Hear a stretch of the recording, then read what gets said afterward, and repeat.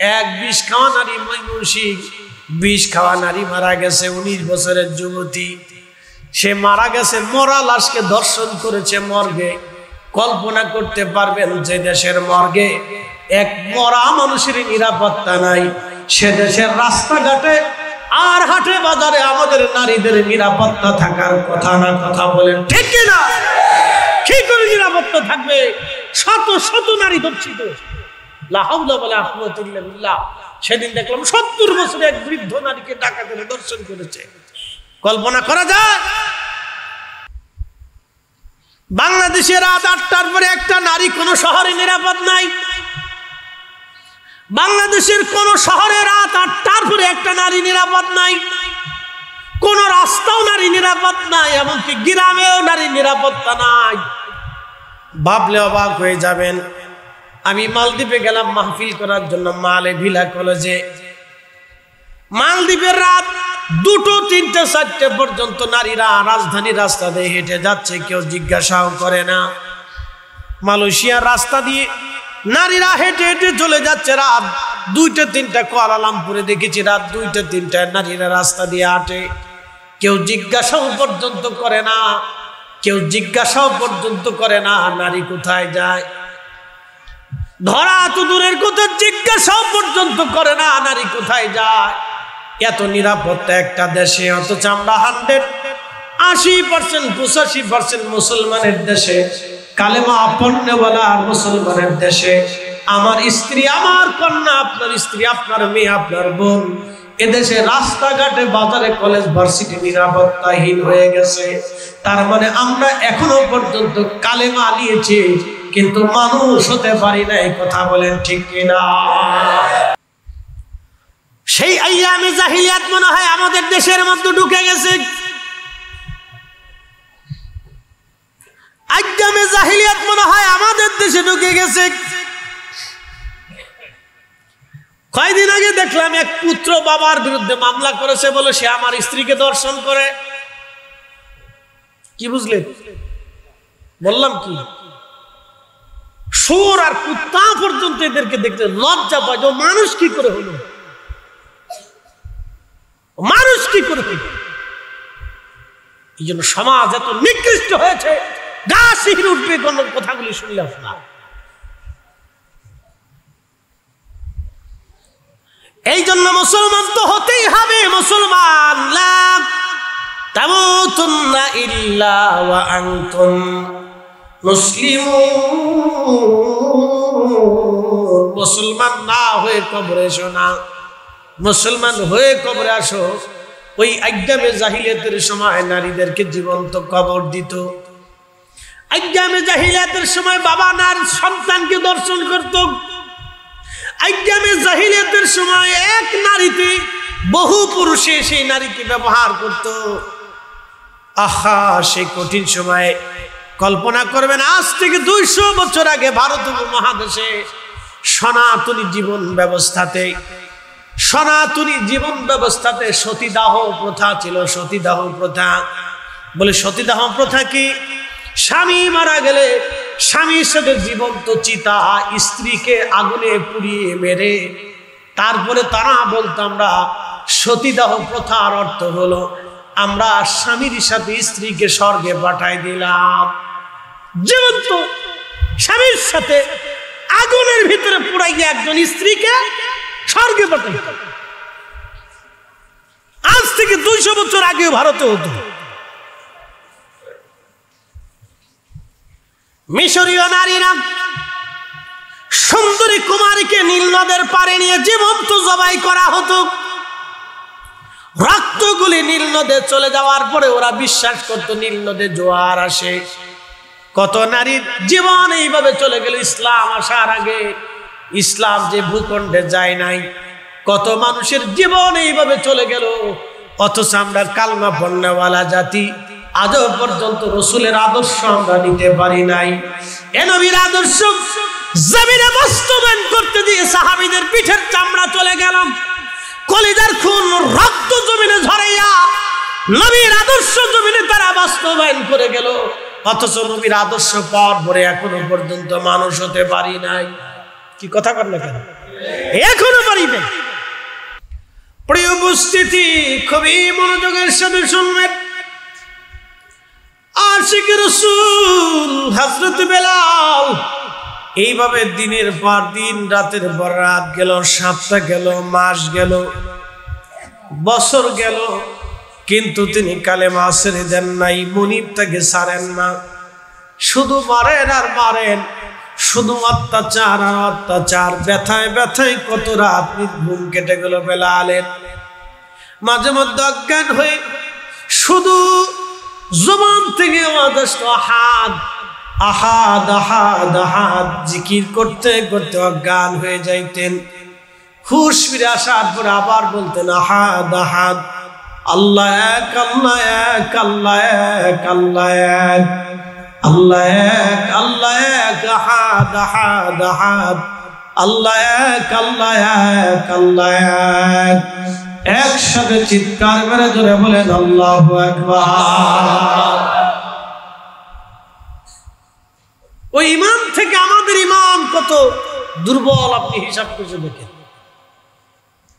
কত হীন ও ক্ষীণ ইমান। তখন কেবল ইসলাম আসছে। হযরত বেলাল কালেমা বললেন, এত মার পিটুনির পরেও তিনি কালেমা ছাড়লেন। আহা, এইভাবে শুধু পার হলো না, সময় পার হতে হতে হতে হতে হতে হতে বছর পার হলো, কষ্ট কখনো আর শেষ হলো না। হযরত আবু বকর সিদ্দিক রাদিয়াল্লাহু আনহু রাস্তা দিয়ে হেঁটে যাচ্ছিলেন, এমন সময় বেলাল পড়ে আছে, হাত পা বাঁধা। মক্কা রাস্তার পাশে বেলালের হাত পা বেঁধে ফেলে রাখা হলো, অজ্ঞান হয়ে পড়ে আছেন। হযরত আবু বকরের মনে মায়া লাগলো, প্রিয় নবীর দরবারে যে বলেন ইয়া রাসূলুল্লাহ, ইয়া হাবিবাল্লাহ, বেলালের এই হালত হয়ে আছে, একেবারে কঠিন তার হালত, অত্যাচারের স্টিম রোলার এত কঠিন পর্যায়ে চলে গেছে, দেখলাম রাস্তার পানে অজ্ঞান হয়ে পড়ে আছে, সাহায্য করার মতো বেলালের কেউ নাই। আল্লাহর নবী বললেন, সাহাবীরা রে, আমার বেলালকে কেউ যদি মুক্ত করে আনো, আমি রাসূল তাকে জান্নাতের ওয়াদা দিলাম। হযরত আবু বকর বলেন, ইয়া রাসূলুল্লাহ, আমি বেলালকে মুক্ত করে আনবো। চলে গেলেন মুনিবের কাছে, উমাইয়ার কাছে। কত টাকা লাগবে? দা, টাকা নিয়ে যাও, আমাদের বেলালকে আমাদের মাঝে ফিরিয়ে দাও। অনেক অর্থ, কোন কোন বর্ণনায় 40,000 দিরহাম দিয়ে হযরত বেলাল রাদিয়াল্লাহু আনহুকে কিনে নিয়ে আসলেন, আজাদ করে দিলেন। হযরত আবু বকর রাদিয়াল্লাহু আনহু আজাদ করে দিলেন, বেলাল যাও, আল্লাহর সন্তুষ্টির জন্য আমি তোমাকে গোলামি থেকে মুক্ত করে দিলাম। হযরত বেলাল আজাদি হয়ে গেলেন, মুক্ত হয়ে গেলেন। তখন হাটে বাজারে মানুষ বেচা বিক্রি হতো, বর্তমানে গরু ছাগল যেমন বেচা বিক্রি হয়, আগের যুগের বাজারে বাজারে মানুষ বেচা বিক্রি হতো, হাটে বাজারে নারী পুরুষ বিক্রি হতো। সেই কঠিন সমাজকে প্রিয় নবীজি একটা দিন উপহার দিয়েছিলেন, জীবন্ত নারী সমাজকে যেই দিন কবর দেওয়া হতো, এই সময় আল্লাহ নবী এসে কালেমা শিক্ষা দিলেন। যখন নারীদেরকে উলঙ্গ ভাবে হারামের 4 পাপ করানো হতো, সেই সময় আল্লাহ নবী নারীদের সম্মান ফিরিয়ে দিলেন। যেই সময় নারীদেরকে জীবন্ত হারামে কবর দেওয়া হতো, কেউ প্রতিবাদ করতো না, হত্যা মামলা হতো না, বিচার হতো না। নিজের বাবা নিজের কন্যা সন্তানকে কবর দিত। ওই সময় আল্লাহ নবী কন্যা সন্তানের মর্যাদার কথা বললেন, নারীর মর্যাদা নবী ফিরিয়ে দিলেন, মায়ের মর্যাদা ফিরিয়ে দিলেন, স্ত্রীর মর্যাদা ফিরিয়ে দিলেন, সন্তানের মর্যাদা ফিরিয়ে দিলেন। সেই দিন বৃদ্ধের মর্যাদা ফিরিয়ে দিলেন, সেই দিন দাসীর মর্যাদা ফিরিয়ে দিলেন, চাকরানির মর্যাদা নবী ফিরিয়ে দিলেন, শ্রমিকের মর্যাদা ফিরিয়ে দিলেন, এতিমের মর্যাদা ফিরিয়ে দিলেন। একবার জোরে বলা যাবে কি আল্লাহু আকবার। 1450 বছর পরে হয়েও আমরা মানুষ হতে পারি নাই না, 1450 বছর পরেও আমরা বাঙালিরা মানুষ হতে পারি নাই। প্রিয় উপস্থিতি হাজিরিন, ভালো করে শুনে যাবেন। সাহাবী হযরত বেলাল রাদিয়াল্লাহু আনহু কালেমা পড়লেন। এমন একটা সময়ে যখন কালেমার অনেক দাম ছিল, এমন একটা পরিবেশে কালেমা পড়লেন যখন কালেমা পড়লে পিঠের চামড়া থাকতো না, জীবন চলে যাইতো। তারপরে তিনি ছিলেন কৃতদাস। কালেমা তো পড়লেন হযরত বেলাল, রসুলের বরগাহে যে কালেমা পড়ে আসলেন। আহা, একে তো কৃতদাস, দ্বিতীয় নম্বরে সে আবিসিনীয়, সমাজে কোনোই মূল্য ছিল না তার। আরবের ভূখণ্ডে 4 পয়সা মূল্য ছিল না হযরত বেলালের। কালেমা পড়ে আসার পর থেকে অত্যাচার শুরু হলো। কালেমার জন্য, ইমানের জন্য সবচেয়ে বেশি উম্মতের মধ্যে যিনি নির্যাতন সহ্য করেছিলেন তিনি সাহাবী রাসূল, আশিক রাসূল হযরতে বেলাল। আশিক রাসূল এমনি এমনি হন নাই, পিঠের চামড়া দিয়ে, রক্ত দিয়ে আর জীবনের অত্যাচার সহ্য করে তিনি আশিক রাসূল হয়েছিলেন। ঈমান আনার কারণে মক্কার মুশরিকরা তাকে ধরে নিয়ে গেল। আহা, সে মরুভূমির উত্তপ্ততা এখনো আছে। যারা হজে গেছেন অথবা আরবে চাকরি করেন বা প্রবাসে যারা থাকেন, প্রচন্ড গরম। মক্কায় একরকম গরম, মদিনায় আর এক রকম গরম।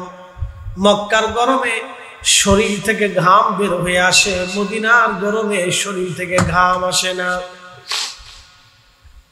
মরুভূমি উত্তপ্ত হয়ে যায়, বালুগুলি উত্তপ্ত হয়ে যায়, খালি পায়ে আপনি হাঁটতে পারবেন না, এমন গরম।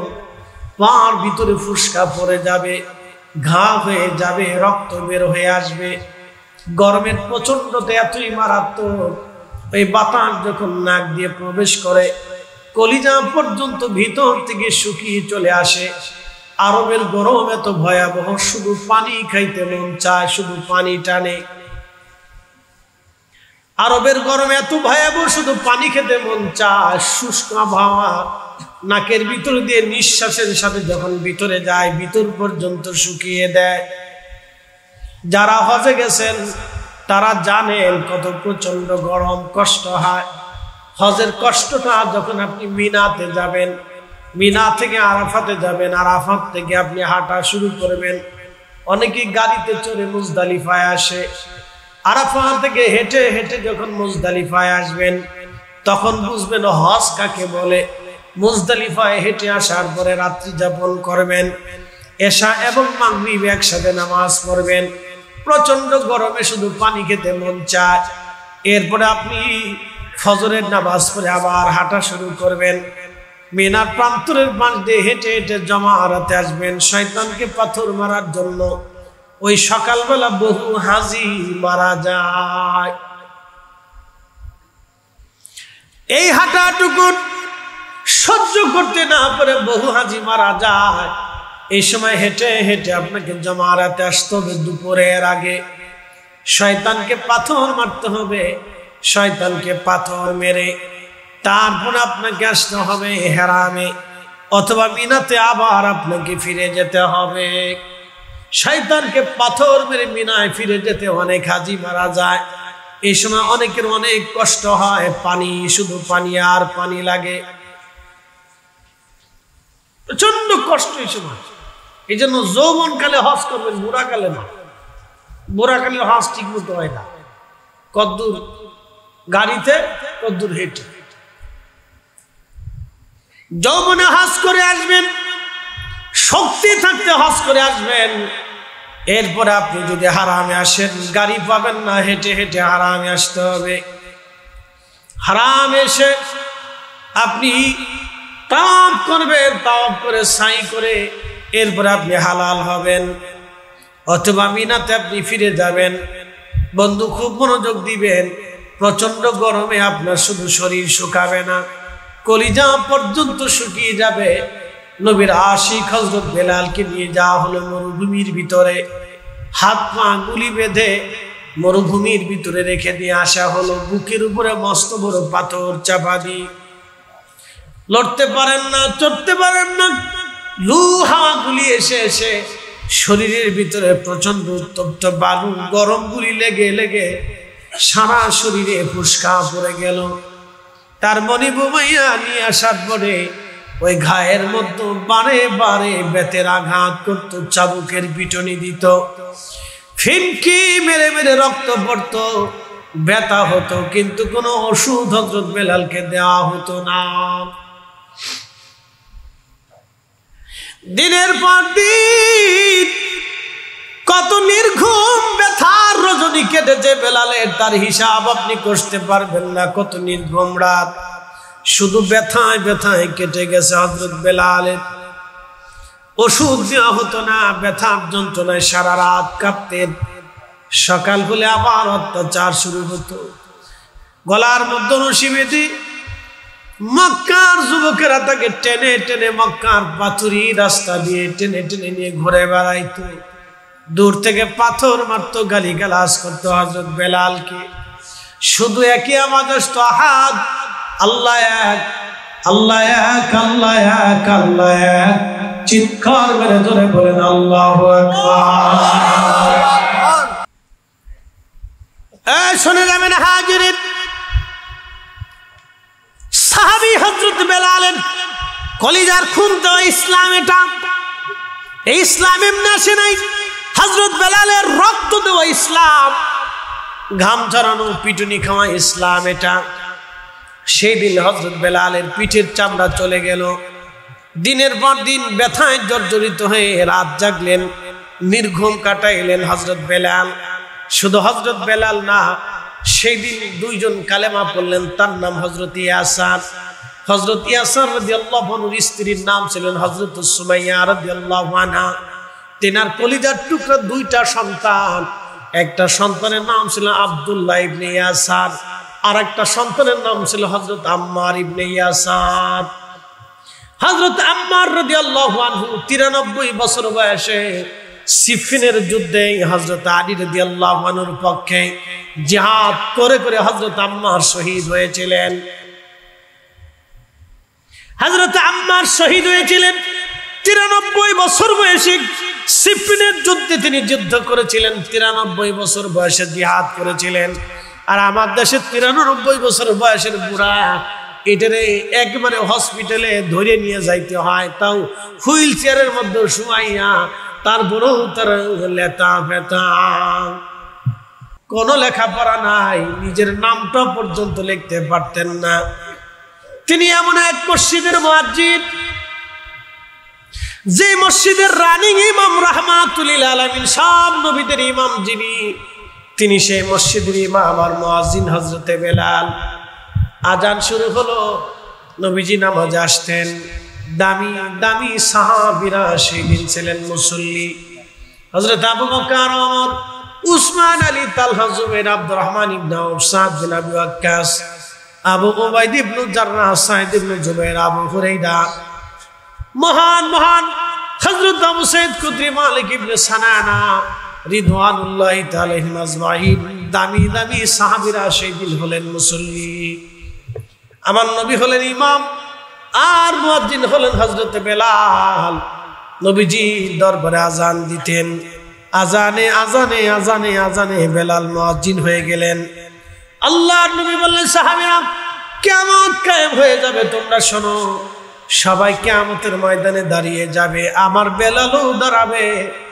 আমার বেলাল কিয়ামতের ময়দানে সবার সামনে দাঁড়াবে, আর আমার বেলালের পিছনে পৃথিবীর যত মুয়াজ্জিন, কিয়ামত পর্যন্ত যত মুয়াজ্জিন আসবে, সব মুয়াজ্জিনরা আমার বেলালের পিছে পিছে কাতার করে দাঁড়াবে। সব মুয়াজ্জিনদের ইমাম হবে আমার বেলাল। একবার আওয়াজ তুলে বলেন না মারহাবা। সব মুয়াজ্জিনদের ইমাম হবে হাসরের ময়দানে আমার বেলাল।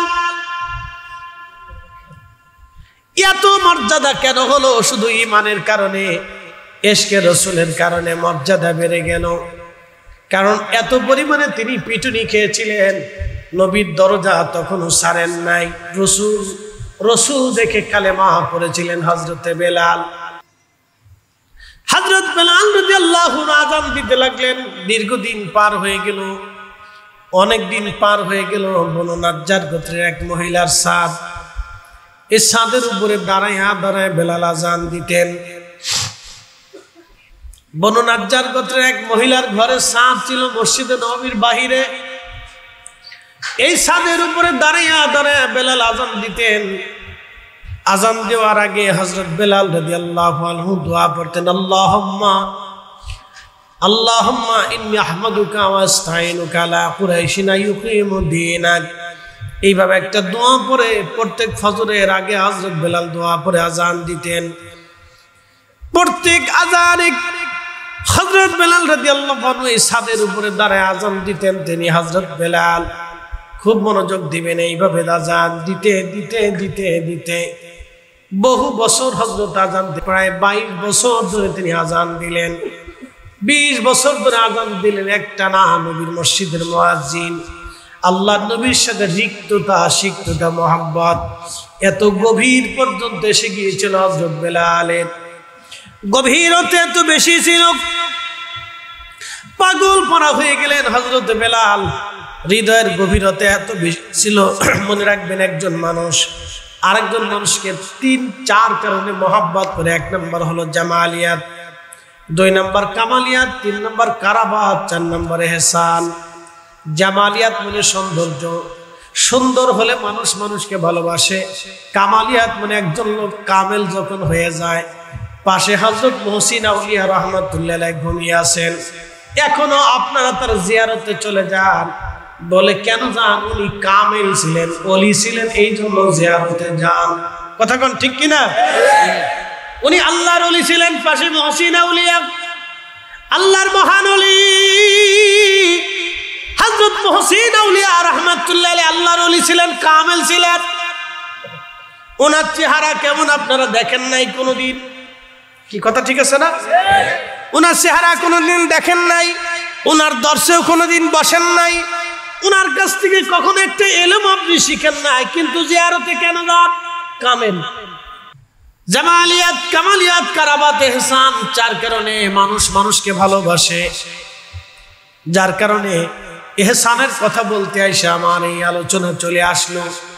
এই জন্য উপস্থিতি যারা ধনাঢ্য আছেন, ধনী আছেন, তারা অন্তত গরিব মানুষকে ইহসান করবেন, দরিদ্রকে ইহসান করবেন, এতিমকে ইহসান করবেন, হত দরিদ্র ভূমিহীনকে ইহসান করবেন। গরিব মানুষের ঘরে অন্তত খাবার আপনারা পৌঁছাবেন। হযরত বেলাল রাদিয়াল্লাহু আনহু সার কারণে নবীকে এত পরিমাণে ভালোবাসলেন। ভালোবাসা হৃদয়ের গভীর থেকে। প্রিয় নবী দুনিয়ার থেকে চলে যাবে কোন সাহাবী কখনো চান নাই। সাহাবীরা জানতেন আমাদের হায়াত শেষ হয়ে যাক, কিন্তু নবীর হায়াত যেন শেষ না হয়। আমরা কবরে চলে যাই, কিন্তু রাসূল যেন আমাদেরকে রেখে না যান। দেখবেন অনেক সন্তান বাবাকে এমন ভালোবাসে, সন্তান অনেক সময় কয় আল্লাহ আমার হায়াত থেকে আমার বাবার হায়াত দিয়ে দাও। অনেক বাবা সন্তানকে এত ভালোবাসে, বাবা দোয়া করে আল্লাহ আমার হায়াত থেকে আমার সন্তানকে হায়াত দিয়ে দাও। কথা ঠিক আছে না ভাই?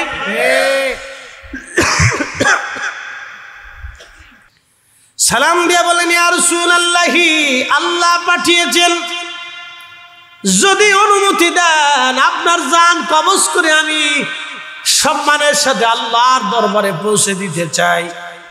আর যদি অনুমতি না দেন আমি আজরাইল চলে যাব। যতদিন মন চায় আপনি উম্মতের মাঝে ততদিন থাকবেন ইয়া রাসূলুল্লাহ। আল্লাহর নবী বলেন আজরাইল হুকুম কি এরকম? বলে হ্যাঁ ইয়া রাসূলুল্লাহ, আল্লাহ আমাকে পাঠিয়েছেন এই ফরমান দিয়ে।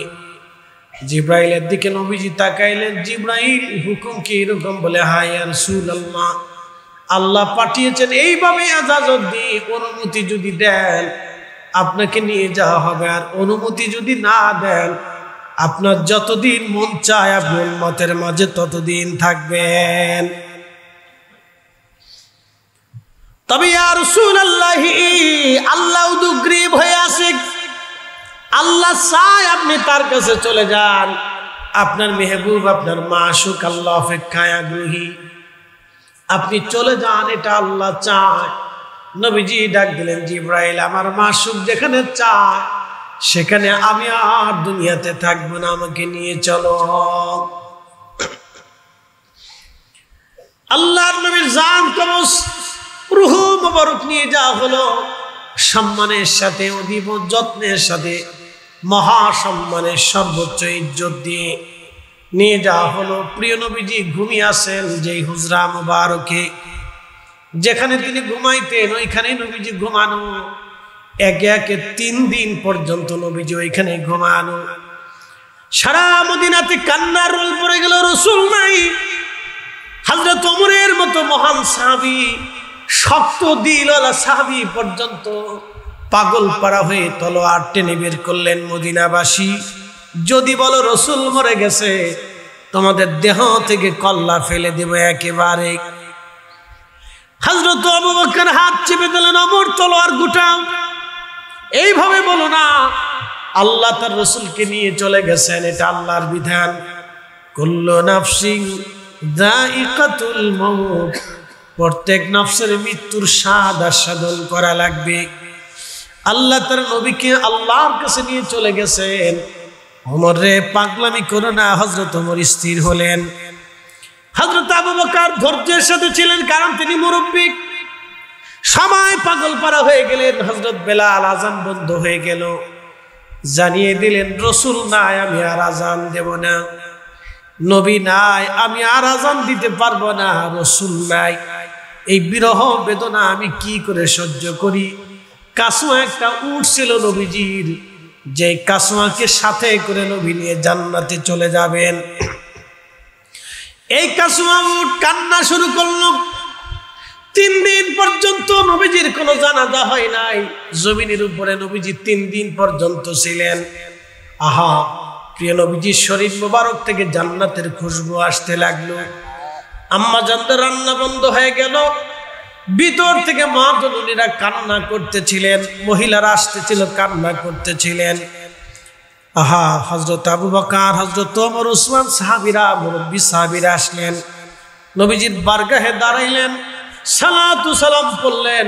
ইমাম ওয়াকিদি, আহা, তিনি তিনার কিতাবের মধ্যে লিখেছেন, ইমাম ইবনে কাসির আল বেদায়ের মধ্যে তিনি লিখেছেন, মুরব্বী সাহাবীরা আসলেন, আসার পরে সালাতু সালাম পড়লেন, চলে গেলেন। যুবক সাহাবীরা আসলেন, সালাতু সালাম পড়লেন, চলে গেলেন। এবার বালক সাহাবীরা আসলেন, সালাতু সালাম পড়লেন, তারাও চলে গেলেন। ছোট ছোট বাচ্চারা আসলো, সালাতু সালাম পড়লো, তারাও চলে গেল। নারী সাহাবীরা আসলেন, আম্মা জানরা, আহলুল বায়াত আসলেন, সালাতু সালাম পড়লেন, তারা চলে গেলেন। আবার অন্যান্য সাহাবীরা আসলেন, সালাতু সালাম পড়লেন, চলে গেলেন। বৃদ্ধরা আসলেন, সালাতু সালাম পড়লেন, চলে গেলেন। এইভাবে 3 দিন পর্যন্ত নবীজির জামাতের জানাজা হয় নাই। শুধু সালাতু সালাম পড়ে যার যার মতো নবীজির জন্য সালাতু সালাম পড়ে চলে গেল। কারণ তিনি ইমামুল মুরসালিন, তার জানাজার নামাজের ইমাম আর কি হবে বলেন তো। যার যার মতো সালাতু সালাম পড়ে সব যার যার মতো চলে গেলেন। আহা, 3 দিন পর্যন্ত নবীজি এইভাবে আল্লাহর হুজরা শরীফের ভিতরে রইলেন। এখনো হারাম শরীফের ডান পাশে, মদিনার ডান পাশে সেই ঘরটা অক্ষত আছে, যে ঘরের মধ্যে সাহাবীরা মিটিং এ বসে গেলেন। নবীজির তিরোধানের পরে এখন মদিনার ইসলামী খেলাফতের প্রধান কে হবে? সাহাবীরা বোর্ড বসে গেলেন। হযরত ওমর আবু বকরের হাত ধরে বললেন, আবু বকরের চাইতে কে গুরুত্বপূর্ণ হতে পারে? নবীজির উপস্থিতিতে যে নামাজ পড়িয়েছিলেন, আল্লাহর নবী যাকে নামাজের ইমামতি করতে বলেছিলেন, উনি আমাদের মুরব্বী, উনি খলিফাতুল মুসলিমিন হবে। আমি ওমর ওনার কাছে বায়াত নিলাম। সব সাহাবী একে একে সবাই বায়াত নিলেন। হ্যাঁ, আমরা হযরত আবু বকরকে মেনে নিলাম। একসাথে বলবেন আল্লাহু আকবার। আল্লাহু আকবার। এটার নাম হলো খেলাফত। আর রাজতন্ত্র হলো রাজার ভোলা রাজা, তার ভোলা রাজা, হের ভোলা রাজা। এইভাবে হলো রাজতন্ত্র। খেলাফত হলো জনগণের সিদ্ধান্ত হবে, মানুষেরা সিদ্ধান্ত নেবে। তাও সাধারণ কেউ না। রিক্সাওয়ালা কি বুঝবে, দিন মজুরি কি বুঝবে, কারে ভোট দিব কারে ভোট দিব না কে বুঝবে? আমাদের দেশে কে চোর কে সিটার, কাকে দিয়ে সমাজের উপকার হবে সাধারণ মানুষ কেমনে বুঝবে? এরে 500 টাকা দিলে তো ভোট চেঞ্জ হয়ে যায়। চলে যাওয়ার পরে বহুদিন পরে চলে যাওয়ার পরে হযরত বেলাল ঘুমিয়ে স্বপ্ন দেখেন রাহমাতুল লিল আলামিন তশরীফ এনেছে। ডাক দিলেন, বেলাল কেমন জুলুম তুমি আমার সাথে শুরু করছো বলো। বেলাল রে, কতদিন হলো তুমি আমার জিয়ারতে আসো না? বেলাল আয়, আমি নবীর জিয়ারতে আই রে বেলাল। আমার জিয়ারতে কেন আসো না? তুমি কেন আমার সাথে জুলুম শুরু করছো? ইমাম তাকিউদ্দিন সুবকি রাহিমাহুল্লাহ শিফাউস সাকাম কিতাবের মধ্যে তিনি লেখেন, ইমাম সামহুদি আল ওয়াফাউল ওয়াফার মধ্যে লেখেন, বিশ্ববিখ্যাত মুহাদ্দিস শাইখ আব্দুল হক মুহাদ্দিস দেহলভী রাহমাতুল্লাহ আলাইহি আখা মাদারিজুন নবুওয়াতের মধ্যে তিনি লেখেন, আশিক রাসূল হযরত বেলাল এই স্বপ্ন দেখে আর স্থির থাকতে পারেন নাই। শুধু সিরিয়ার দামেস্ক থেকে বের হলেন, মদিনার পানে ছুটে আসলেন। যখন তিনি পৌঁছাইলেন তখন ছিল তাহাজ্জুদের সময়। তাহাজ্জুদের সময় এসে প্রিয় নবীজি রওজা মোবারক তখন কাঠের জালি দিয়ে ঘিরে রাখা ছিল, আর রওজা শরীফের চারপাশে কাঠের জালি দিয়ে ঘিরে রাখা। রওজা শরীফের জালি মোবারকের সঙ্গে মাথা ঠেকাইয়া বেলাল কাঁদতেছিলেন, ধুলা বানিগুলি মাথার মধ্যে মাখাইতেছিলেন আর বলতেছিলেন, ইয়া রাসূলুল্লাহ, গোলামকে আসতে বলেছিলেন, গোলাম আপনার কদম মোবারকে হাজির হয়ে গেছে।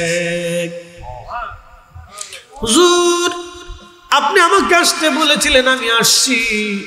ইয়া রাসূলুল্লাহ, আপনার কদমে এসে পড়েছি। এইভাবে বসে বসে নবীর আশিক কাঁদতেছিলেন। সে কি করুন কান্না। নতুন মুয়াজ্জিন আসছে আযান দেওয়ার জন্য, দেখে নবীর মুয়াজ্জিন বসে কাঁদে। ডাক দিল, সাহাবীরা রে শুনছো, নবীর মুয়াজ্জিন হযরত বেলাল আমাদের মাঝে ফিরে আসছে। হযরত বেলালের কথা শুনে সাহাবীরা দৌড়ে আসলেন। এসে দেখতেছে বেলাল বসে বসে কান্না করে।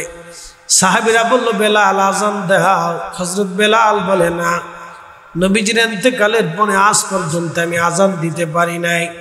তোমরা অনুরোধ করিও না, আমার পক্ষে আযান দেওয়া সম্ভব না। আমি আযান দিতাম, নবীজি আসতো। আজকে আযান দিলে নবী আসবে নি। সাহাবীরা কান্না শুরু করে দিল, বেলাল কতদিন হলো তোমার লাহানের আযান শুনি না।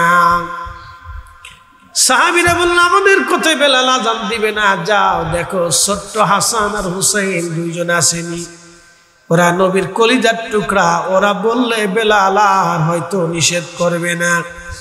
দৌড়ে যা হলো 7 নম্বর গেট বরাবর বাবু সালাম দিয়ে আগাইলে একটা মসজিদ পাবেন, মসজিদ আলী। এটা কখনো মসজিদ ছিল না, এটা ছিল ফাতেমার বাড়ি। মসজিদে রূপান্তর করে স্থানটা সংরক্ষণ করা হয়েছে। ভাইজান আমার, নিয়ে আসা হলো হাসান হুসাইন রাদিয়াল্লাহু আনহুমাকে। দেখতে নানার মতো দেখা যাইতো দুই ভাই। রওজা শরীফ থেকে উঠে হযরত বেলাল দৌড়াইয়া ইমাম হাসানকে জড়িয়ে ধরলেন, ইমাম হুসাইনকে বুকের মধ্যে জড়িয়ে ধরে কান্না শুরু করলেন। কাঁদতেছিলেন, বুকের মধ্যে মাথা ঠেকায় কান্দেন হযরত বেলাল ডুকরিয়ে ডুকরিয়ে। হযরত ইমাম হাসান ডাক দে বলল, নানার মুয়াজ্জিন, কতদিন হলো তোমার কণ্ঠের আযান শুনি না। নানার মুয়াজ্জিন, আজকে তুমি মিনারায় যাও, আযান দাও, আমাদেরকে সেই আযানটা শোনায় যাও যে আযানটা নান হাজিরে শোনাইতা। নবীর মুয়াজ্জিন দৌড়াইয়া সেই মহিলার ছাদের উপরে দাঁড়িয়ে গেলেন। আল্লাহু আকবার, আল্লাহু আকবার বলে যখন টান দিলেন, রাতের আধারে নীরব মদিনার রন্দে রন্দে আযানের আওয়াজ ছড়িয়ে গেল। হযরত বেলালের আযান শুনিয়া মহিলার মদিনার ঘর থেকে সাহাবীরা বের হয়ে দৌড় মারছে। আহা, বেলাল আসছে ফিরে। নবীর মুয়াজ্জিন আজকে আযান দেয়, কতদিন রাসূলের মুয়াজ্জিনের আযান শুনি না। এইভাবে যখন আশহাদু আল্লা ইলাহা ইল্লাল্লাহ বলে টান দিলেন, মদিনার ঘর থেকে ছোট ছোট বাচ্চারা, বালকরা, যুবকরা, মহিলারা ঘর থেকে বের হয়ে দৌড় মারছে। নবীর মুয়াজ্জিন বেলাল আসছে। আহা, যখন আজানের লহরি টান মদিনার রন্দে রন্দে ছড়িয়ে গেল, মদিনার মানুষের ভিতরে কান্নার আওয়াজ আসলো। ইমাম সুবকি কিতাবু শেখ সিকামের ভিতরে শিফাউ সাকামের মধ্যে তিনি লেখেন, একটা আওয়াজ আসতেছিল, নবী কি ফিরে আসছিলি? নবী বুঝি ফিরে আসছে আমাদের মাঝে, রসুল বুঝি আমাদের মাঝে ফিরে আসছে, রসুল বুঝি আমাদের মাঝে ফিরে আসছে। এইভাবে সারা মদিনায় কান্নার রোল পড়ে গেল। মহিলা থেকে শিশু, শিশু থেকে বৃদ্ধ, একেবারে সবাই কান্না করতে লাগলো। সারা মদিনায় কান্নার আওয়াজ ভেসে যেতে লাগলো। হযরত বেলাল আযান শুরু করলেন, আশহাদু আন্না মুহাম্মাদার রাসূলুল্লাহ।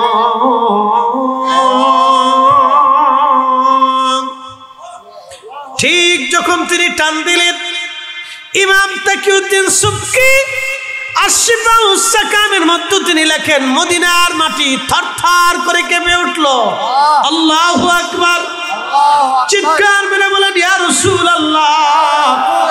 মদিনার মাটি থরথর করে কেঁপে উঠল। নবীর মুয়াজ্জিন হযরত বেলাল রাদিয়াল্লাহু আনহু অজ্ঞান হয়ে পড়ে গেলেন, আর আযান দিতে পারেন নাই। মদিনার মাটি থরথর করে কাঁপতে লাগলো বেলালের আযানে। পৃথিবীতে একজনের আযানে পৃথিবীর মাটির মধ্যে ভূমিকম্প হয়েছিল, তিনি আশিক রাসূল হযরতে বেলাল। তাহলে বুঝেন তো সে আযানটার ভিতরে কত বিরহ বেদনা লুকায়িত ছিল, কত প্রেম ছিল সে আযানের ভিতরে। ইশকে রাসূল বিরহ বেদনায় নবীর আশিক পাগল পাড়া হয়ে যখন হুঁশ ফিরে আসলো, রওজা শরীফে দাঁড়ায় কাঁদে, হুজুর আমি আসছিলাম, আযান দিয়েছি, আপনার কদমে গোলাম হাজির হয়ে গেছি ইয়া রাসূলুল্লাহ। নবীজি বিদায় নিচ্ছি, হয়তো আর মদিনাতে দেখা হবে না ইয়া রাসূলুল্লাহ, পরপারে আপনার সাথে দেখা হবে। বিরহ বেদনা নিয়ে কেঁদে কেঁদে বেলাল ফিরে চলে গেল। কোনদিন আর তিনি মদিনাতে ফিরে আসেন নাই।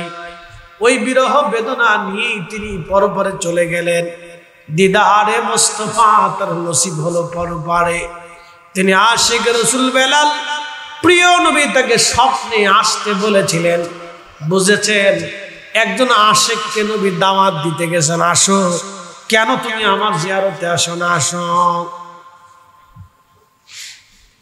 আজকে ওরা কারা ধর্মের দোহাই দিয়ে, বেদাতের ফতোয়া দিয়ে, শিরকের মাসালা দিয়ে, হারামের তামকা দিয়ে, রাসূল কারীমের রওজা শরীফ জিয়ারতের ব্যাপারে যারা, নবীজির জিয়ারত করাকে যারা বেদাত ও শিরকের মাসালা দেয়, বলে মক্কায় যাবা হজ করতে, কিন্তু মদিনায় জিয়ারতের নিয়তে যাবা না। যারা ফতোয়া দিয়ে ঘটা করে বন্ধ করতে চায়, পরিস্থিতি এমন হয়ে গেছে, এখন আপনার ঈমান রাখাটা বড় কঠিন হয়ে গেছে। হাসতে হাসতে মুসলমান ঈমান চলে যাচ্ছে, হাসতে হাসতে। কিছু প্রতারক এখন বের হয়ে গেছে, বক্তব্যে হাসতে হাসতে শানে রিসালাতে বেয়াদবি করে, কিন্তু একটু অন্তর কাঁপে না। কথা বলেন না কেন, ঠিক কিনা? হাসতে হাসতে রাসূল কারীমের শানে বেয়াদবি করে, একটু অন্তর কাঁপে না, ভয়ও পায় না, তওবাও করে না, ভুল স্বীকার করে। পরিস্থিতি ভয়ানক, এই জন্য সতর্ক থাকতে হবে। ইমাম জয়নুল আবিদিন রাদিয়াল্লাহু আনহুকে জিজ্ঞেস করেন, হক পথ কি? বলে আহলুস সুন্নাত ওয়াল জামাত। বলে যখন সবাই দাবি করবে আমরা আহলুস সুন্নাত ওয়াল জামাত, তখন আহলুস সুন্নাত ওয়াল জামাত কি করে চিনব? তখন তিনি জবাব দিয়েছিলেন, যাদের কলিজাতে ইশকে রাসূল বেশি থাকবে তারাই অরিজিনাল আহলুস সুন্নাত ওয়াল জামাত। আল্লাহু আকবার, হয় না? জোরে বলেন আল্লাহু আকবার, আল্লাহু আকবার। এই জন্য বিষয়টা আপনাদের নলেজে রাখতে হবে, কেয়ারফুল থাকতে হবে। উপস্থিতি লম্বা কথা বাড়ানো না। হযরত ওয়াসিল কারনির জিন্দেগীর কথা আপনারা বলেছেন। হযরত ওয়াসিল কারনির জীবনে দুইটা আমল ছিল, তিনটা আমল ছিল বিস্ফোরক। একটা হলো ইশকে রাসূল, আর একটা হচ্ছে পিতামাতার খেদমত। আর একটা ছিল ইত্তাকুল্লাহ, আল্লাহর ভয়। ওনার চোখের কোণাতে সবসময় খোদার ভয়ে পানি লেগে থাকতো। ওনার জীবনীর ভিতরে আসছে, ইমাম আবুল ফরাজ ইবনুল জৌজি রাহিমাহুল্লাহ 900 বছর আগে তার কিতাব লিখছেন। হযরতে ওয়াসাল কারনী রাদিয়াল্লাহু আনহু ইয়ামানের কোন অঞ্চলের এক ছোট্ট ঝুপড়ি ঘরের মধ্যে থাকতেন। তার সমাজ সমাজ রাষ্ট্র কিছুই ছিল না। রাসূল করিম হযরত ওয়াসাল কারনীর প্রশংসা করেছেন। হযরত ওমর বহু বছর তাকে খুঁজছেন, 10 বছর তালাশ করছেন, কিন্তু পান না। প্রিয় নবী ইন্তেকালের আগে বলেছিলেন, ওমর রে, যদি সহিহ মুসলিমে কিতাব ফাজিল ওয়া সাহাবীর মধ্যে হাদিসটা আসছে, ওমর যদি কোনোদিন তুমি ওয়াসাল কারনীকে পাও তো তুমি তোমার মাগফিরাতের জন্য দোয়া চেয়ে নিও, তার দর্শে বসিও এবং তাকে বলিও আমার গুনাহগার উম্মতের জন্য যেন দোয়া করে মাগফিরাতের জন্য, কারণ আমার ওয়াইস দোয়া করতে দেরি হবে, আসমানে কবুল হতে দেরি হবে না। আসতে হয়ে গেল না? জোরে বলেন সুবহানাল্লাহ। এই যারা আমলের বড়াই করে ওদেরকে জিজ্ঞেস করেন, বেটা তুমি অনেক বড় শাইখুল হাদিস, তার সাথে হয়েছে কি? হ্যাঁ, তুমি অনেক বড় মুফতি, তাতে হয়েছে কি? বেটা তুমি অনেক বড় বক্তা, সাথে তার লাভ কি? ওয়াসাল কারনী রাদিয়াল্লাহু আনহু জুতার ওজনের সমান হয়েছে নি তোমার? না। অথচ জীবনে রাসূলের দর্শে বসে একটা হাদিসও কোনোদিন শোনেন নাই, তার থেকে একটা হাদিসও বর্ণিত হয় নাই। কোরআনের কারীমের একটা আয়াতও নবীজির দর্শে বসে তিনি কোনোদিন শোনেন না, অথচ ফজিলত নবী বর্ণনা করে গেছে। একসাথে বলবেন না মারহাবা? কেন? 3টা আমল ছিল তার ভিতরে। 1 ইশকে রাসূল, 2 পিতামাতার খেদমত, 3 খোদার ভয়ে চোখের পানি থাকতো সবসময়। তো ভালো করে শুনেন, হযরত ওমর রাদিয়াল্লাহু আনহু শেষ হজ করতে গেলেন। শেষ হজ,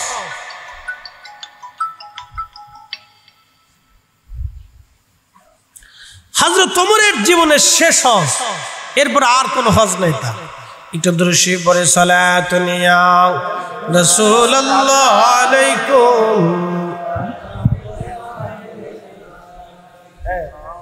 সালাতুন ইয়া রাসূলুল্লাহ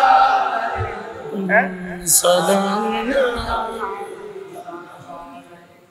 আচ্ছা মাহফিল দরুদ জরুরি নাকি? ফোন দেবেন না, সময় তো রাত্রে সন্ধ্যা।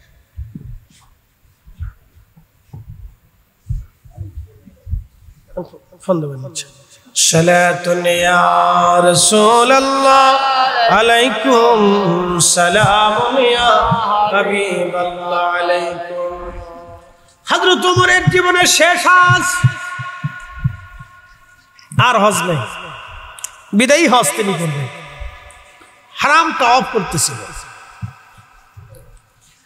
তারপর হযরত ওমর বললেন, ইয়ামানের হাজী যারা আছেন তারা দাঁড়ান, সমস্ত হাজীরা বসে যান। তাওয়াফরত অবস্থায় সমস্ত হাজীরা বসে গেল। হযরত ওমর দাঁড়িয়ে গেলেন, ইয়ামানের কিছু হাজী দাঁড়ানো আছেন, তোমরা কি ইয়ামানি? বলে হ্যাঁ। তোমাদের মধ্যে কারণী যদি কোনো হাজী থাকে তাহলে দাঁড়াও, সব বাকিরা সব বসে যাও। সমস্ত হাজী বসে গেল, কারণের একজন লোক দাঁড়িয়ে আছে, তুমি কি কারণী? বলে হ্যাঁ। হযরত ওমর বলেন, ও আল্লাহর বান্দা, তাহলে বলো তো ওয়াইসাল কারণী নামক কাউরে তুমি চিনো কিনা? লোকটি তখন বলল, আমিরুল মুমিনিন, খলিফাতুল মুসলিমিন, আপনি কি সেই ওয়াইসের কথা বলেন যে আমাদের দেশে পাগল? কি ঘুম আসতেছে আপনাদের? আমাদের দেশে কি পাগল? পাগল ঝুপড়ি ঘরের মধ্যে থাকে, বাজারে বিক্রি করে এনে কোন রকম 1টা 2টা খেজুর খেয়ে এসে বেঁচে থাকে। তার কিচ্ছু নাই, এক জুব্বাতে সারা জীবন কাটিয়ে দিয়েছে, এক চাদরে সারা জীবন কাটিয়ে, জায়গায় জায়গায় তালির জোড়া দেওয়া সিরা। আপনি কি সেই পাগল ওয়াইসের কথা বলেন? আমিরুল মুমিনিন শুনেন, সে আমার ভাতিজা, আমার ভাইয়ের ছেলে। দারিদ্রতার কারণে, সমাজহীনতার কারণে আমরা তাকে একটা গাছের ডাল দিয়ে ঝুপড়ি ঘর বানিয়ে দিয়েছি, ঝুপড়ি ঘরের মধ্যেই সে থাকে। আমরা তাকে পাগল মনে করি। হযরত ওমর চোখের পানি ছেড়ে ছেড়ে কাঁদতেছিলেন। হে আল্লাহর বান্দা, তুমি কি জানো সেই লোকটাকে? বলে, আমি জানি, আমাদের ওয়াইস ভাতিজা পাগল। শোনেন, পরিপূর্ণ যদি ইশকে রাসূল আসে আপনার, তাহলে মানুষ পাগল বলতে পারে।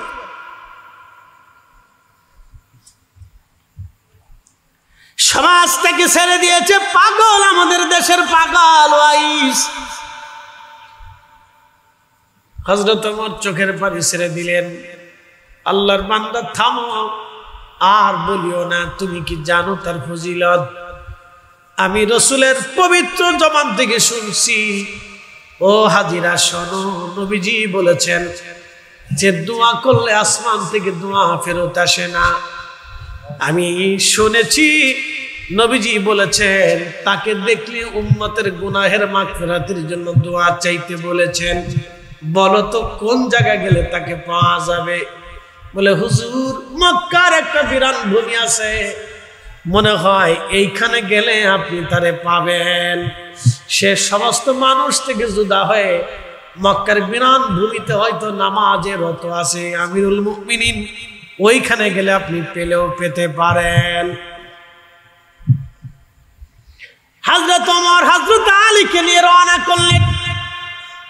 দ্রুত গতিতে উটের পিঠে সাওয়ারি হয়ে উট দাবড়ায় চলে গেলেন। যে দেখলেন একজন আল্লাহর বান্দা তার একটা ছোট্ট টুকলা পাশে রেখে সিরা জুব্বা তালি দেওয়া, জায়গায় জায়গায় চুল উস্কো খুস্কো, দাড়ি এলোমেলো, চুল উস্কো খুস্কো, দাড়ি এলোমেলো, গায়ের উপরে একটা সিরা চাদর, ধীর স্থির ভাবে নামাজ পড়তেছে। মনে হয় কোনো পেরেশানি তার জীবনে আসন্ন করে নাই। হযরত ওমর পিছন দিক থেকে সালাম দিয়ে বসলেন। দেখলেন 2 রাকাত নামাজ দীর্ঘ লম্বা হলো। নামাজ শেষ করার পরে সালামের জবাব দিয়ে বলেন, হে আল্লাহর বান্দা, আপনারা কারা? বলে, আপনার নাম কি? ওয়াইস আল কারনী। বলে, হ্যাঁ। হযরত ওমর বলেন, আমি খলিফাতুল মুসলিমিন ওমর। আমার সাথে যিনি আসছে তিনি হযরত আলী মারতাবা রাদিয়াল্লাহু আনহু। তখন হযরত ওয়াইস আল কারনী গায়ের যে চাদর ছিল, চাদরখানা নামে বলেন, আহা, আপনি খলিফাতুল মুসলিমিন আমার কাছে আসছেন, আর উনি হযরত আলী আহলে বাইতে রাসূল আমার কাছে আসছে। আল্লাহু আকবার।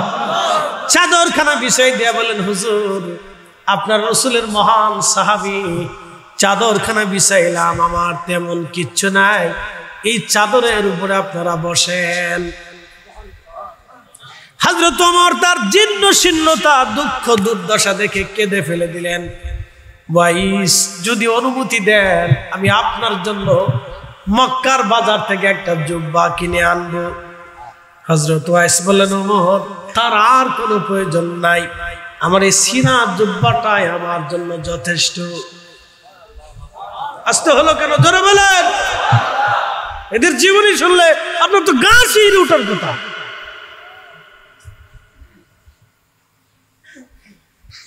আমার এই জুব্বাটাই যথেষ্ট, আর লাগবে না। ওয়াইস আল কারনী, অনুমতি যদি দেন মদিনা মক্কার বাজার থেকে আপনার জন্য কিছু খেজুর নিয়ে আসবো। আমি আমিরুল মুমিনিন, আমার অর্থ থেকে আপনাকে হাদিয়া দিব, রাষ্ট্রের পক্ষ থেকে না। হযরত ওয়াইস বললেন, ওমর রে, রিজিকের মালিক তো আল্লাহ, আগামী মুহূর্তের খাবারটা আল্লাহর পক্ষ থেকে আমার জন্য আসবে, এটা নিয়ে আপনার চিন্তা করা লাগবে না। আসতে হয়ে গেছে, একসাথে বলেন আল্লাহু আকবার। ওনার ফজিলত আমি কি করে বর্ণনা করব? হযরত ওমর চোখের পানি ছেড়ে কেঁদে বললেন, রাসূল আমাকে আপনার দ্বারস্থ করেছে, নবীজি বলেছেন আপনি আমার মাগফিরাতের জন্য দোয়া করে দেন। আর রাসূল আমাকে বলেছেন আপনি যেন নবীর উম্মতের গুনাহের মাগফিরাতের জন্য আপনি দোয়া করতে বলেছেন। আল্লাহর নবী আমাকে আপনার কাছে পাঠিয়েছিলেন। আমি 10টা বছর আপনাকে খুঁজেছি তন্ন তন্ন করে আরবে, আজকে আপনাকে পেয়েছি। আগে ওয়াইস আল কারনি রাসূলের পক্ষ থেকে আপনাকে পয়গাম পাঠিয়ে দিলাম। হযরত ওয়াইস আল কারনি হাত বাড়িয়ে দিলেন, নবীর উম্মতের মাগফিরাতের জন্য দোয়া করলেন আর বললেন, ওমর আমি সব সময়ের জন্য আমার রাসূলের গুনাহগার উম্মতের মাগফিরাতের জন্য দোয়া করি। দোয়া শেষ হযরত ওমর কাঁদতে লাগলেন। ওয়াইস আল কারনি আপনি আমাকে দয়া করে কিছু নসিহত করেন। বুঝেছেন? বুঝেন?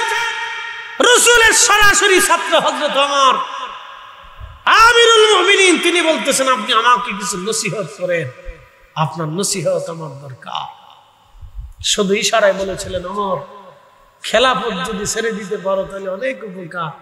হযরত ওমরের হাতে লাঠি ছিল, ফেলে দিয়ে বলে, না আমার এই খেলাফতি যদি আমার কাছ থেকে কেউ নিয়ে যেত তাহলে আমি হযরত ওমর বেঁচে যাইতাম। কি কঠিন দুর্যোগ মাথায় নিয়েছি রাষ্ট্র চালানো। আমরা তো চেয়ারম্যান, মেম্বার, এমপি, মন্ত্রী, মিনিস্টার, এমপি, প্রধানমন্ত্রী হল লেগে পাগল হয়ে যেতেছি। আর হযরত ওমর বললেন খেলাফত যদি আমার কাছ থেকে কেউ নিয়ে যাইত, বিরাট বড় বোঝা আমার মাথার থেকে চলে যাইত, আমি বেঁচে যাইতাম। কিয়ামতের ময়দানে এত বিরাট মিল্লাত নিয়ে আমাকে জিজ্ঞাসিত হতে হতো না। আল্লাহকে কিভাবে ভয় করতেন? যালিকা লিমান খাশিয়া রাব্বা। তাদের জিন্দেগির দিকে যদি তাকান তা আপনার কলিজার ভিতরে ভীতির সঞ্চার হবে। তারা কিভাবে আল্লাহকে ভয় করতেন?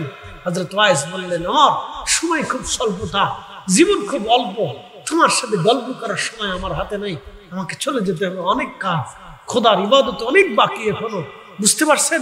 একজন খলিফাকে পর্যন্ত সময় দিচ্ছে না, আমার অনেক সময় চলে যাচ্ছে, তোমার সাথে গল্প করার সময় নেই। তিনি হাঁটতে হাঁটতে চলে গেলেন। হযরত ওমর আর আলী দুইজন পথের দিকে তাকিয়ে রইলেন।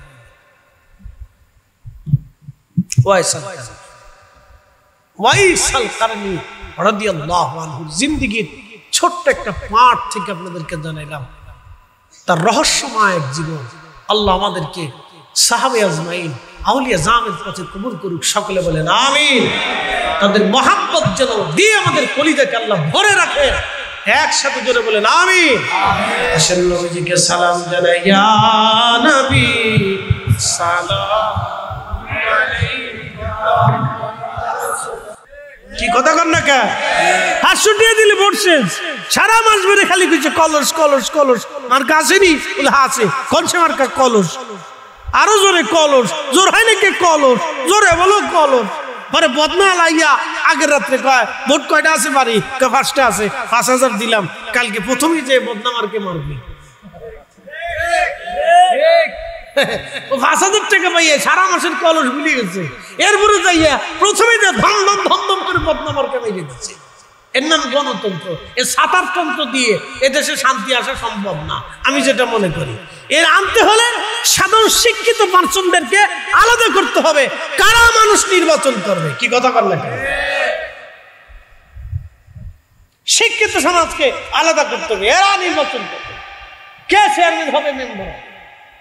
কারণ সে বুঝবে এই লোকটা এরকম এরকম কি, সে সমাজের উপকার করছে, তার কতটা সালিশ দরবারে সে ভালো কাজ করছে, রাস্তা পরিমাণে কি পরিমাণে করছে, গরিবের জন্য কি পরিমাণে বরাদ্দ করছে, রাষ্ট্রীয় অর্থ ঠিক মতো সে ব্যয় করছে কিনা, সে সব হিসাব কিতাব বুঝাই দিবে। এই সিস্টেমই তো নেই। আপনি হিসাব চাইতে গেলে কোথায় বেটা তুই কি বুঝছিস, যা। পরের দিন দেখবেন বাড়ি পুলিশে চলেছে, বলে কি হয়েছে রে? গাঁজা চালানের মামলায় আপনার ভাষায় দিচ্ছে। কথা খারাপ কিছু ভাই? এটা বাংলাদেশ। হযরত আবু বকর, ওমর, উসমান, আলী সব সাহাবীরা বসে গেলেন। খলিফা কে হবে? একসাথে কোন আল্লাহু আকবার। না না, খেলাফত কেমনে হচ্ছে বুঝাই দিই। খলিফা কে হবে? দামি দামি সাহাবীরা, মদিনার সবচেয়ে প্রভাবশালী সাহাবী, জ্ঞানী গুণী সাহাবীরা বসলেন, সবাই বায়াত নিলেন হযরত আবু বকরের কাছে। হযরত আবু বকর মুসলিম মিল্লাতের খলিফা হলেন। একবার জোরে বলা যাবে কি মারহাবা। তখন তো ভাই আমানতের জমানা ছিল। আজ থেকে 100 বছর আগে জমি জমা বিক্রি হইতো কেমনে? সাক্ষী তলবে না? আচ্ছা বলেন তো 100 বছর আগে আপনার দাদার বাপের বিয়ে কেমন হয়েছে? কাগজ কলম ছিল তখন, সাক্ষী তলবে হয়েছে। কি কথা কর না কেন? তখনকার মানুষ মিথ্যা সাক্ষী দিত না। এখন কাগজ কলমে বিয়ে করে আসার পরে কেন আমি বিয়ে করিনি, ওটা নকল করছে। কি কথা কর না কেন? কাগজ কলমে বিয়ে করে আনার পর কেন আমি করি, দলিল দেখে দিয়েছে, সিগনেচার করে দিয়েছে, কেন আমি লিখিনি, দুই নম্বর। এখনকার মুসলমান এই দুটো। তখনকার দিনের মুসলমান সাক্ষী তলবে জমি বিক্রি হয়েছে, এতটুকু জমি দাম কত বলে এত, সমাজের লোকজন ডাক দিছে 10 জন, তোমরা শুনছো আমি জমিটা কিনছি তার কাছ থেকে, বাস হয়ে গেছে। এখন কাগজ কলমেও 7টা দলিলা দিল্লা লেখার পর কেন আমি দিইনি। কি অবস্থা এখন? তার মানে এখন আর আমানত নাই, আমানত শেষ হয়ে গেছে। কষ্ট হইতেছে আপনাদের? একসাথে জোরে বলেন তো আল্লাহু আকবার। না হয় না, আরো জোরে বলে, আরো জোরে। হ্যাঁ, ভালো করে বুঝে যান। খলিফা হয়ে গেলেন হযরত আবু বকর। বেলাল রাদিয়াল্লাহু আনহু আবু বকরের সামনে দাঁড়ায় বলেন, আমাকে বিদায় দিয়ে দাও। কে রে বেলাল? আমি আর থাকতে পারবো না, সম্ভব না, কষ্ট হয়, অনেক কষ্ট হয়, বিরহ বেদনা আমার সহ্য হচ্ছে না। বাপরে, কোন সন্তান মারা গেলে দেখবেন গ্রামের সবার ধৈর্য থাকে, পরিবারের সবাই মেনে নেয়, কিন্তু মা ওই কবরের দূরে দাঁড়ায় দাঁড়ায় বসে বসে কবরের দিকে তাকায় তাকায় কাঁদে। কথা ঠিক আছে না ভাই? বাপটা ঘরের ভিতরে যাইয়া ছেলেটার জামা ধরে ধরে কাঁদে। ছেলেটা মেয়েটা মারা গেছে, বাপ তার ওই বড়ার টেবিলে বসে বসে কাঁদে। এই মেয়েটা মারা গেছে, মা ওই জানালা দিয়ে কবরের দিকে তাকায় তাকায় কাঁদতেছে। মা ভুলতে পারে না, 6 মাস, 6 বছর, 60 বছর, মৃত্যুর আগ দিন পর্যন্ত মা সন্তানের দিকে তাকায় কাঁদে। এটা নাম হচ্ছে বিরহ বেদনা। এই বেদনা সবার জন্য আসে না। তো হযরত বেলাল বলতেছিলেন, আমি রাসূল করিমের রওজা শরীফ দেখলে আমার সহ্য হয় না, আমি স্থির থাকতে পারি না, আমি থাকতে পারবো না, আমি চলে যাব। আশিক রাসূল চলে গেলেন শুধু সিরিয়ার দামেস্ক।